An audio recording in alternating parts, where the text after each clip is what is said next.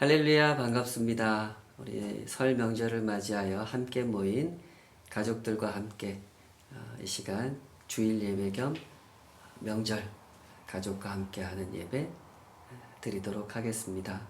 우리 찬송가 320장 나의 죄를 정케 하사 함께 찬송하신 후에 가족 대표께서 기도해 주시겠습니다. 찬송가 320장 나의 죄를 정케 하사.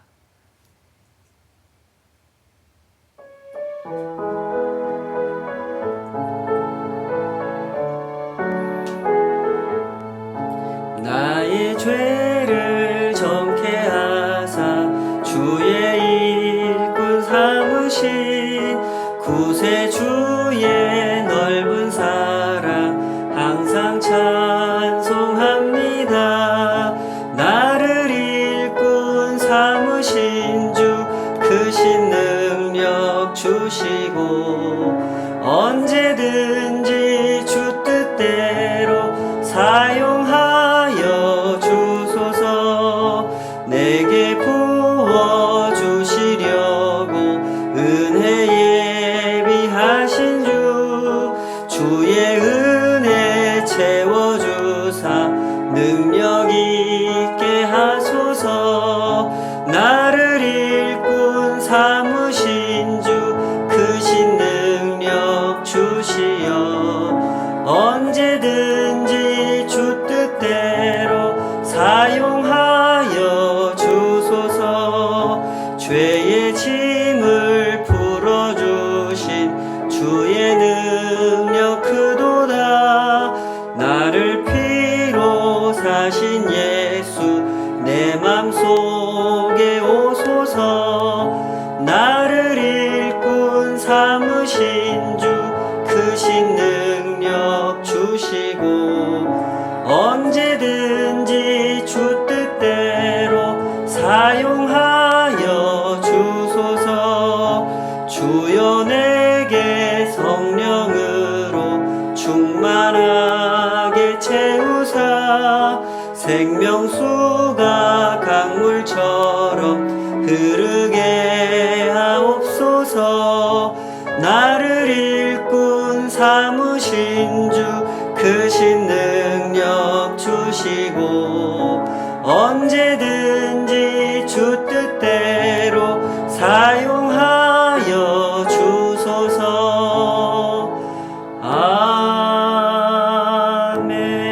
아멘. 다 같이 기도하겠습니다. 기도 감사합니다. 이 시간 하나님 말씀 함께 보시겠습니다. 하나님 말씀은 민수기 10장 9절 10절 두 구절 함께 보겠습니다. 민수기 10장 9절 10절 다 찾으신 줄 알고 한 목소리로 같이 읽겠습니다. 시작.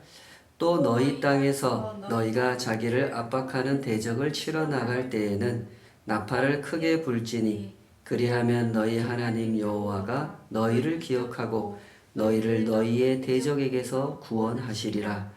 또 너희의 희락의 날과 너희가 정한 절기와 초하루에는 번제물을 드리고 화목제물을 드리며 나팔을 불라 그로 말미암아 너희의 하나님이 너희를 기억하시리라. 나는 너희의 하나님 여호와니라. 아멘. 너희의 하나님이 너희를 기억하시리라 하는 제목으로 함께 하나님 말씀 헤아려 보도록 하겠습니다. 사람의 마음은 큰 것을 좋아하는 방향으로 흐릅니다. 이 세상이 그렇게 돌아가고 있죠. 키도 큰 사람을 좋아하고 회사도 큰 회사를 좋아하고 나라도 큰 나라를 좋아하고 세뱃돈도 큰 액수를 좋아합니다. 사람들이 큰 것을 좋아하는 이유는 큰 것이 곧 이익이다 라고 생각하기 때문일 것입니다. 크면 클수록 더 많은 이익을 얻게 되고 더 좋은 것들을 갖게 된다고 생각하는 것이죠. 그러나 바로 그 지점에서 우리가 생각해 봐야 하는 문제가 있습니다. 과연 크면 클수록 더 많은 이익을 얻게 되고 더 좋은 것들을 갖게 되는 것일까요? 키가 더 큰 사람, 더 큰 체격을 가진 사람이 자기보다 작은 사람과 논쟁을 하게 됐는데 현명한 대화로서 의견의 차이를 좁히지 못하고 그 사람을 때려서 힘으로 제압을 했다면 그것을 이익이라고, 잘한 일이라고 할 수 있겠습니까? 그럴 수는 없겠죠. 더 큰 기업이 더 작은 기업과 경쟁을 하게 되었는데 더 뛰어난 기술을 가진 그 작은 기업을 상대로 정정당당하게 기술 경쟁을 하는 것이 아니라 상대를 협박하고 회유해서 결국 작은 회사의 기술을 그 큰 회사에 팔아넘기게 하는 방식으로 일을 처리했다면 그것을 이익이라고, 그것을 잘한 일이라고 할 수 있겠습니까? 더 큰 나라가 더 작은 나라를 군사력으로 위협해서 굴복시켰다면 그것을 이익이라고, 그것을 잘한 일이라고 할 수 있을까요? 그럴 수는 없죠. 이것은 유치원에서 가르치는 윤리에도 어긋나는 것입니다. 힘이 센 사람은 힘이 약한 사람을 도와줘야 됩니다. 더 큰 사람은 더 작은 사람을 배려해야 되죠. 남자는 여자를 배려해야 하고 어른은 아이를 배려해야 하고 부자는 가난한 사람을 배려해야 됩니다. 이것이 기본 윤리입니다. 함께 살아가는 세상이 아름답게 운영되려면 반드시 그 기본 윤리가 지켜져야 되는 것이죠. 그러나 이 세상의 현실은 그렇지 않습니다. 이 세상을 움직이는 질서는 힘의 질서입니다. 성경은 이것을 죄의 질서, 죄의 지배라고 규정하고 있죠. 이제 이스라엘은 행군을 시작했습니다. 약속의 땅, 가나안을 향해 나아가는 이스라엘은 이제 가나안을 점령하고 그곳에 하나님의 나라를 건설할 것입니다. 죄의 질서, 죄의 지배를 무너뜨리고 하나님의 질서, 하나님의 통치를 세우실 계획이죠. 이를 위해 하나님은 이스라엘 백성들을 택하셨던 것이고 그들을 훈련시켜 하나님의 군대가 되게 하셨습니다.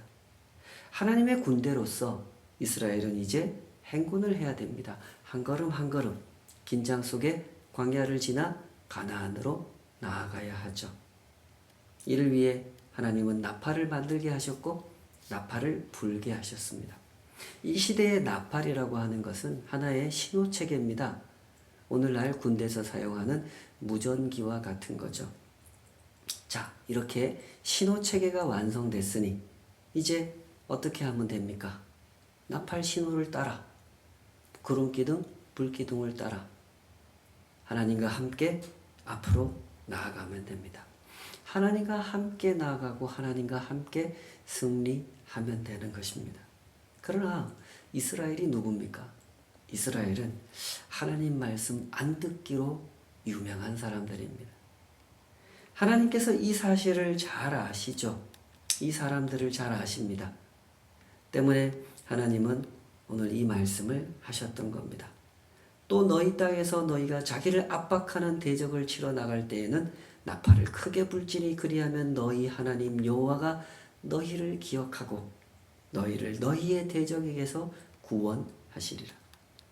전쟁을 치를 때도 절기를 지킬 때도 나팔을 불라고 하십니다. 너희를 기억하시는 하나님, 너희와 함께 하시는 하나님을 생각하라고 하시는 겁니다. 특히 전쟁을 치르러 나갈 때 하나님은 그 상황을 이렇게 표현하셨습니다. 9절 너희 땅에서 너희가 자기를 압박하는 대적을 치러 나갈 때에는 그랬죠. 싸움의 상대를 언급하시면서 자기를 압박하는 대적이라고 표현하십니다. 이는 이스라엘 백성들의 심리를 읽고 하시는 말씀이죠. 언제나 침공하는 나라는 침공당하는 나라보다 강한 나라입니다. 상대보다 우리가 더 강하다고 생각하기 때문에 먼저 침공을 하는 거죠. 이런 군대를 상대해야 하는 약한 군대를 가진 나라, 그 나라의 백성들, 그 사람들의 마음은 어떻겠습니까? 러시아 군대를 상대해야 하는 우크라이나 군대의 심정은 위축될 수밖에 없는 거죠. 이스라엘 백성들의 입장도 그랬습니다. 그들이 마주해야 하는 상대는 강한 자들이었습니다. 자기를 압박하는 대적이었죠. 그러니 당연히 위축될 수밖에 없습니다.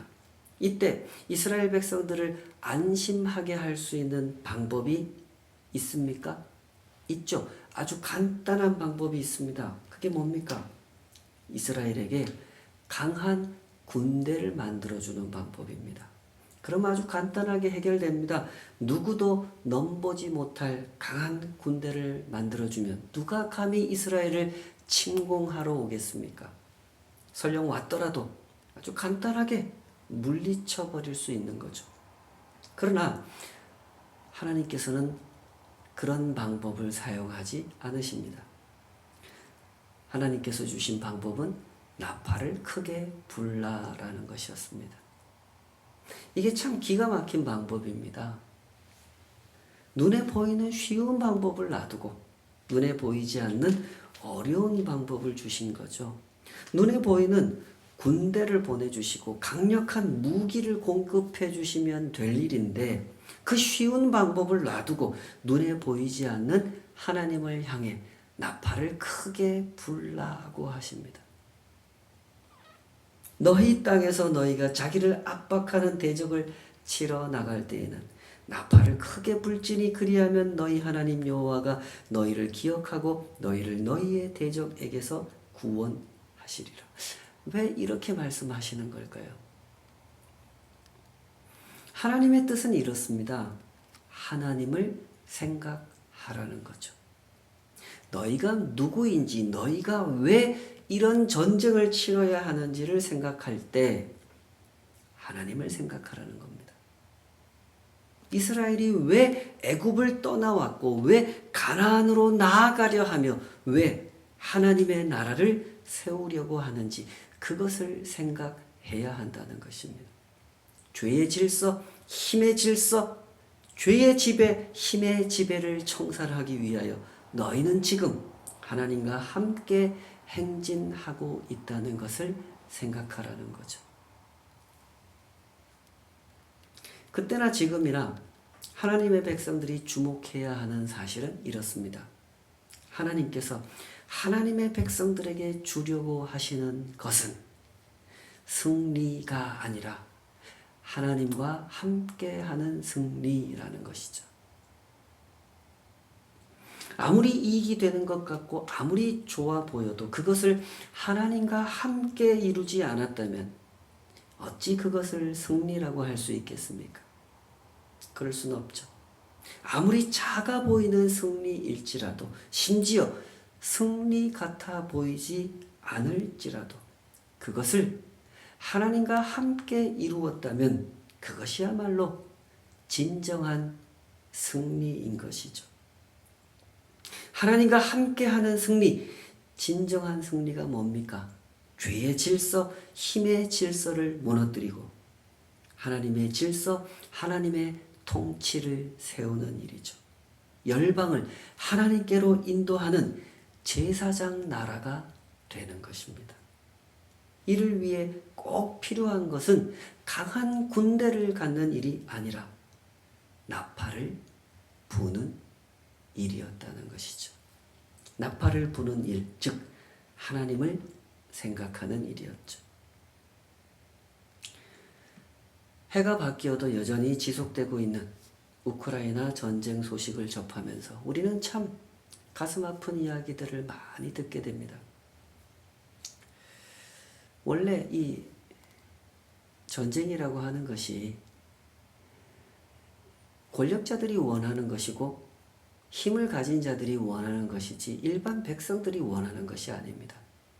그러나 전쟁터에 나가서 매일매일 죽어가는 사람들은 일반 백성들이죠. 전쟁을 원하지 않았던 사람들이 전쟁터에 나가서 매일매일 죽어갑니다. 이미 수십만 명이 죽었다고 하는 소식을 우리는 듣고 있습니다. 이 전쟁을 생각할 때 우리가 무엇보다도 주목하게 되는 것은 우크라이나, 러시아 이 두 나라가 모두 기독교 국가라는 것입니다. 기독교를 국교로 정해놓은 나라는 아니지만 두 나라 모두 상당수의 국민들이 오랫동안 기독교인으로 살아온 나라입니다. 때문에 두 나라의 기독교인들은 모두 이 전쟁을 위해서 기도합니다. 문제는 여기서 발견되죠. 과연 어떻게 기도하고 있을까요? 우크라이나 사람들은 우크라이나가 이기게 해달라고 기도할 것이고 러시아 사람들은 러시아가 이기게 해달라고 기도하겠죠. 그렇다면 하나님은 어떤 기도를 들어주셔야 할까요? 세상에는 이런 일이 참 많습니다. 중동의 화약고라고 불리는 이스라엘 땅에서는 매일매일 전쟁이 지속되고 있죠. 문제는 이들도 하나님께 기도하는 사람들이라는 것입니다. 이스라엘의 유대교인들은 유대교인들대로 하나님께 기도하고 팔레스타인의 무슬림들은 무슬림들대로 하나님께 기도합니다. 둘 다 세상에서 가장 기도를 열심히 하는 사람들이죠. 유대인들은 하루에 4번, 무슬림들은 하루에 5번 정해놓은 시간에 꼬박꼬박 기도하는 사람들입니다. 일을 하다가도 길을 가다가도 모든 일을 멈추고 기도하는 사람들이죠. 하나님은 누구의 기도를 들어주셔야 할까요? 미국에서 남북전쟁이 일어났을 때도 그런 일이 있었습니다. 남군은 남군대로, 북군은 북군대로 하나님께 기도했죠. 우리 남군이 이기게 해달라고, 북군이 이기게 해달라고 기도했습니다. 하나님은 누구의 기도를 들어주셨어야 했을까요? 이 세상의 현실을 정직하게 성찰하는 사람들, 진정 하나님과 함께 이 세상을 살아가는 사람들이 배워야 하는 것, 그것이 무엇인지 잘 생각해 보시기 바랍니다. 승리에 집착할 일이 아닙니다. 하나님과 함께하는 승리를 배워야 하는 것이죠. 군대를 확보하고 무기를 챙기려 할 일이 아니라 나팔을 불어야 하는 겁니다. 기도해야 하는 것이죠. 그러나 우리 편이 이기게 해달라고 기도하기보다는 하나님의 뜻이 이루어지게 해달라고 기도해야 할 것입니다. 우크라이나 사람도 러시아 사람도 유대인도 팔레스타인 사람들도 그들이 진정 하나님의 백성이라면 마땅히 그렇게 기도해야 하지 않겠습니까? 사사기에 보면 아주 흥미로운 전쟁 이야기가 많습니다. 삼갈, 드보라, 에훗 이런 사람들이 이스라엘의 사사가 돼서 이스라엘보다 훨씬 강한 상대와 전쟁을 치르는데 이들이 다 승리합니다. 물론 하나님과 함께하는 승리를 이루어내죠. 에훗은 장애인이었고 드보라는 여자였고 삼갈은 목동이었습니다. 이들은 모두 군인도 아니었고 전쟁 전문가도 아니었습니다. 그런데 어떻게 이들이 승리를 거두게 됩니까? 하나님께서 함께 하셨기 때문에 승리하게 된 것이죠. 이들은 모두 나팔을 부는 사람들이었던 것입니다. 자신의 무기를 믿거나 자신의 군대를 믿은 것이 아니라 하나님을 믿고 나아갔던 것이죠. 그렇게 그들은 승리했습니다. 하나님과 함께하는 승리를 거둔 것입니다. 그래서 승리 후에는 평화로운 질서를 이루었던 것입니다. 힘의 질서, 죄의 지배를 밀어내고 하나님의 통치를 구현한 것이죠. 그러나 기드온은 달랐습니다. 기드온도 대단한 승리를 거두기는 했습니다. 300명의 용사를 거느리고 가서 12만 5천의 미디안 군대를 쳐 부쉈습니다. 승리했습니다. 그러나 에훗, 삼갈, 드보라와 달리 기드온은 승리 후에 타락해버립니다. 전리품을 거두어 큰 부자가 되었고 많은 아내와 첩을 두어 그 사이에서 71명이나 되는 아들들을 두었으며 왕처럼 군림했고 왕처럼 지배했죠. 힘의 질서, 죄의 지배를 더욱 강화시키는 결과를 만들어낸 것입니다. 기드온은 그렇게 자기 승리에 도취해 있었습니다. 하나님과 함께하는 승리가 무엇인지 모르는 사람이었죠. 그로 인해 이스라엘은 심각한 혼란 속으로 빠져들게 됩니다. 죄의 질서, 힘의 지배 아래 운영되는 이스라엘, 약육강식의 논리가 횡행하는 비극적인 사회를 만들어내고야 말았죠. 유럽 열강들이 대항해 시대를 열고 식민지를 개척하던 그때도 전쟁이 있었고 승리가 있었습니다. 영국, 프랑스, 스페인, 포르투갈이 전쟁을 일으켰고 승리했죠. 식민지를 개척했습니다. 그러나 어떻습니까? 오늘날 그들의 승리를 하나님과 함께 이룬 승리라고 생각하는 사람은 없습니다. 단 한 사람도 그렇게 생각하는 사람이 없죠. 그 전쟁은 탐욕의 전쟁이었고 비겁한 전쟁이었습니다. 그러나 그 당시에는 정반대로 생각했죠. 유럽의 식민지 개척자들은 군대를 소집하여 출발하기 전에 목사님을 모시고 예배를 드렸습니다.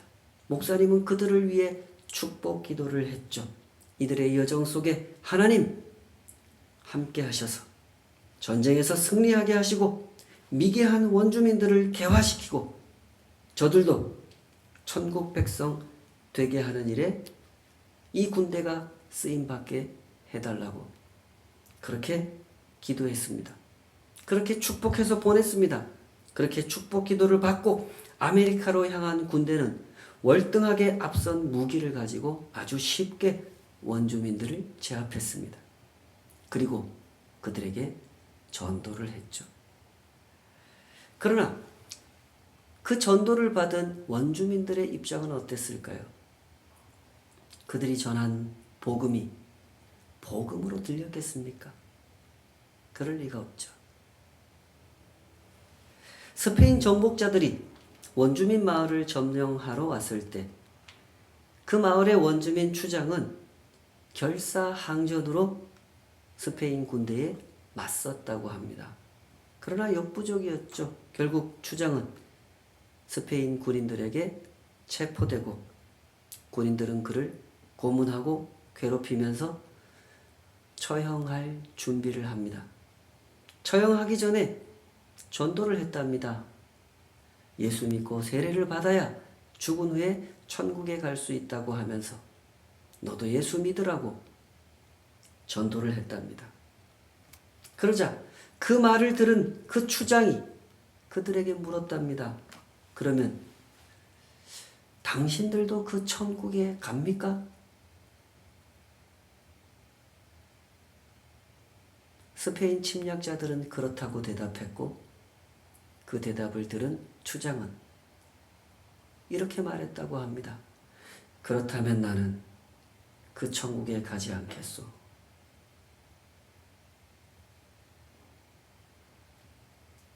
하나님은 말씀하셨습니다. 행군하는 이스라엘에게, 전쟁을 앞둔 이스라엘에게 나팔을 불라고 하셨습니다. 그러면 내가 너희를 기억할 것이고 너희를 구원할 것이라고 하셨죠. 하나님은 분명 승리를 주려고 하셨습니다. 그러나 사람들이 생각하는 그런 승리가 아니었습니다. 하나님과 함께하는 승리를 주려고 하신 거죠. 하나님과 함께하는 승리는 더 큰 땅을 얻게 된다거나 더 많은 재산을 모으게 된다거나 하는 것이 아닙니다. 하나님과 함께하는 승리는 죄의 질서, 힘의 지배를 청산하고 하나님의 통치 아래 살아가는 것입니다. 참된 자유를 누리게 하는 것이며 섬기는 것이고 사랑하는 것입니다. 그런 점에서 우리가 우러러보는 것이 십자가죠. 사실 예수님의 십자가는 모든 사람에게 환영받는 것이 아닙니다. 힘의 질서를 따르는 사람들에게 십자가는 패배의 상징이죠. 그러나 하나님의 통치를 따르는 우리들에게는 참된 승리의 상징인 것입니다. 십자가가 왜 승리입니까? 그 십자가만이 자유를 허락하셨고 섬김을 이끌어내셨으며 사랑을 알게 하셨기 때문이죠. 그 십자가만이 하나님께로 나아가는 길을 안내하셨기 때문입니다. 우리 말씀을 붙들고 나아가십시다. 하나님께서 자기 백성을 기억하십니다. 자기 백성과 함께 하십니다. 그러므로 우리는 걱정할 필요가 없습니다. 하나님께서 우리와 함께 하시지 않을까? 그걸 걱정할 필요가 없습니다. 그러나 그 대신에 이런 걱정은 해야 합니다. 우리가 하나님과 함께 하지 않을까? 그건 걱정해야 하죠. 올바로 분별하며 하루의 순례길을 걷도록 하십시다. 죄의 질서, 힘의 지배 아래 살고 있지는 않은지 성찰하고 또 성찰하도록 하십시다. 나팔을 불며 하나님을 생각하고 하나님의 뜻을 구하십시다. 참된 자유를 누리게 하는 길, 섬기는 길, 사랑하는 길을 걸어가십시다. 바로 그곳에서 우리는 확인하게 될 것입니다. 우리가 하나님과 함께 하고 있음을 확인하게 되는 것이죠. 코리 텐 붐과 그의 가족들을 기억하실 겁니다. 그분들이 그런 길을 갔죠.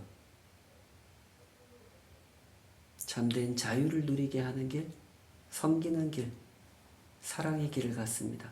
그 길을 가느라고 재산을 잃었고 집을 잃었고 목숨을 잃었습니다. 그러나 하나님은 아십니다. 그들이 승리했다는 사실을 아시죠. 그들은 진정한 승리자였습니다. 그분들은 모두 나팔을 불었습니다. 하나님을 생각했죠. 그리하여 하나님과 함께 승리한 것입니다. 부디 이 복된 길을 가도록 하십시다. 하나님과 함께 승리하는 길, 그 길에서 우리는 진정한 천국을 맛보게 될 것입니다. 이 시간 찬송가 314장 내 구주 예수를 더욱 사랑, 314장 찬송 함께 부르겠습니다.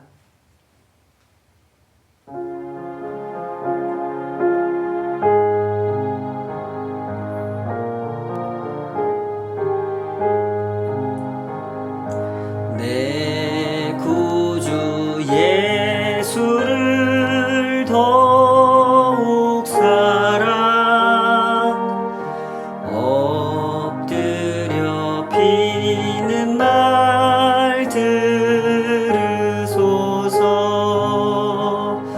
내 진정 소원이 내 구주 예수를 더욱 사랑,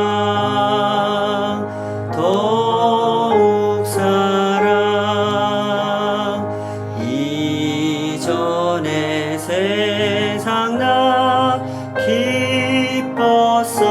기뻤어도 지금 내 기쁨은 오직 예수. 다만 내 비는 말 내 구주 예수를 더욱 사랑,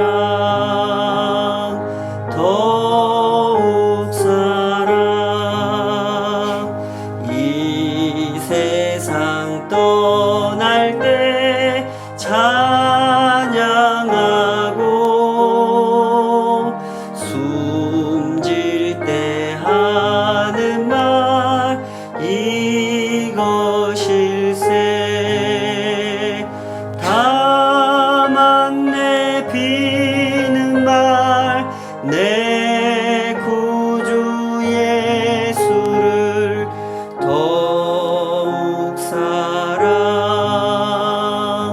더욱 사랑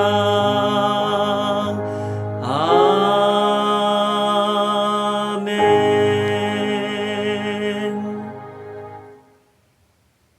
이제는 우리 주 예수 그리스도의 은혜와 아버지 하나님의 크고 높으신 사랑하심과 성령 하나님의 내주하시고 동행하시는 그 은혜로우신 역사가 주님을 사모하며 그 십자가를 우러러보며 하나님과 함께하는 승리, 그 진정한 승리를 그 가슴에 안고 주와 동행하기를 기뻐하는 모든 주의 백성들, 사랑하는 그 가족들 위에 이제로부터 영원까지 함께 하시기를 간절히 축원하옵나이다. 아멘. 예배를 마쳤습니다. 오랜만에 만난 우리 가족들과 함께 이 명절 따뜻하고 행복한 시간들 되시기 바랍니다. 오고 가시는 길 안전하게 주님과 동행하시면서 다시 얼굴과 얼굴로 마주 뵙게 되기를 기다리겠습니다. 감사합니다. 건강하십시오.